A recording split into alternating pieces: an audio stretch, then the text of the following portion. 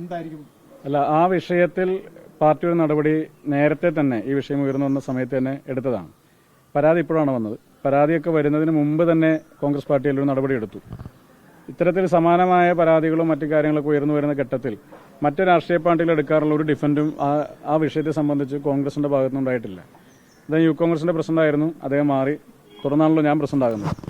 KPC മെമ്പറായിരുന്നു, പിന്നെ parliamentary party അംഗമായിരുന്നു. അപ്പോൾ പാർട്ടിയുടെ സ്ഥാനങ്ങളിൽ നീക്കം ചെയ്യുകയും പാർലമെന്ററി പാർട്ടിയുടെ സ്ഥാനത്ത് നിന്ന് മാറ്റി നിർത്തുകയും ചെയ്യുന്ന സാഹചര്യമുണ്ടായി. അദ്ദേഹത്തെ സസ്പെൻഡ് ചെയ്യുന്ന നടപടി പാർട്ടി എടുത്തു. അപ്പോൾ ആ വിഷയത്തെ സംബന്ധിച്ച് എടുക്കാവുന്ന നടപടികൾ പാർട്ടി നേരത്തെ എടുത്തതാണ്. ആ നടപടികളെല്ലാം തന്നെ ഇപ്പോൾ നിലനിൽക്കുകയാണ്. പരാതി വന്നത് ഇപ്പോഴാണ്. പരാതി ഇപ്പോൾ സർക്കാരിന്റെ മുമ്പിലുണ്ട്.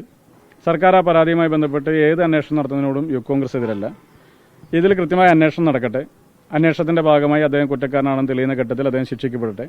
പക്ഷേ അന്വേഷണത്തിന് മുമ്പ് അല്ലെങ്കിൽ ഇതുമായി ബന്ധപ്പെട്ട മറ്റ് കാര്യങ്ങൾ പരിശോധിക്കപ്പെടുന്നതിന് മുമ്പ് സ്വാഭാവികമായും അതിന് പാർട്ടിയെയും സംഘടനയെയൊക്കെ പ്രതിസ്ഥാനത്ത് നിർത്തിയുള്ള ചർച്ചകളോട് സ്വാഭാവികമായിട്ട് പൊരുത്തപ്പെടാൻ വേണ്ടി സാധിക്കില്ല.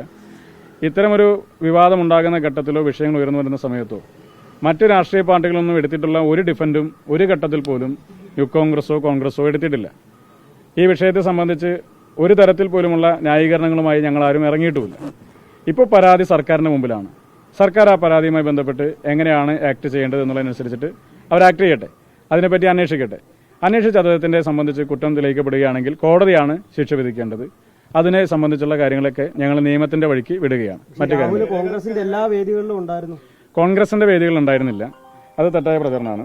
അദ്ദേഹം പിന്നെ പ്രചരണങ്ങളിൽ ഇപ്പോൾ പ്രാദേശികമായ സ്ഥാനാർത്ഥികളിലായിട്ട് മത്സരിക്കുന്ന ആരെങ്കിലുമൊക്കെ അദ്ദേഹത്തിന്റെ സാന്നിധ്യം ആ ഘട്ടത്തിൽ ആവശ്യപ്പെട്ടതിന്റെ ഭാഗമായിട്ട് അദ്ദേഹം ഇറങ്ങിയിട്ടുണ്ടാകും. അത് പാർട്ടി നിർദ്ദേശമല്ല. പാർട്ടി നിർദ്ദേശത്തെ സംബന്ധിച്ച് കഴിഞ്ഞ ദിവസം KPC പ്രസിഡന്റും മറ്റു നേതാക്കന്മാരെല്ലാവരും തന്നെ സൂചിപ്പിച്ചു.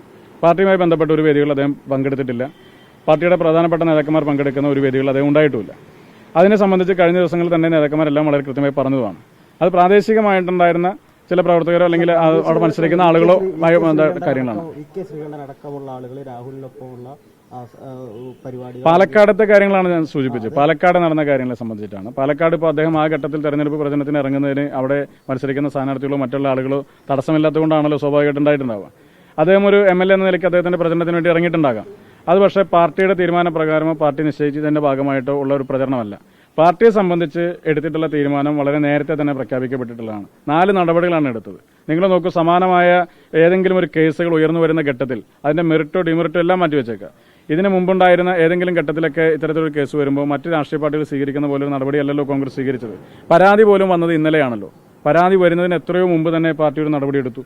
അപ്പോൾ അതിനെ സംബന്ധിച്ച് പാർട്ടിക്ക് കൃത്യമായ സമീപനമുണ്ട്, കൃത്യമായ കാഴ്ചപ്പാടുണ്ട്. അതിലൊരു നിലപാട് നേരത്തെ തന്നെ എടുത്തിട്ടുള്ളതാണ്. അതിൽ നിന്ന് വ്യത്യസ്തമായൊന്നും കൂടുതലായിട്ട് പറയാം. അല്ല, ഇത്ര നാളത്തേക്ക് സസ്പെൻഡ് ചെയ്തെന്നല്ലോ പറഞ്ഞത്. ഈ വിഷയം ഉയർന്നു വന്ന സമയത്ത് അദ്ദേഹത്തെ തലസ്ഥാനങ്ങളിൽ നിന്ന് നീക്കം ചെയ്ത് നിർത്തുകയാണ് ചെയ്തത്. അതിന് ഇത്ര സമയപരിധി വെക്കാതിരുന്നത് ഈ വിഷയത്തിന്റെ ഗൗരവം ഉൾക്കൊണ്ടുകൊണ്ട് തന്നെയാണ് സമയപരിധി വെക്കാതിരുന്നത്.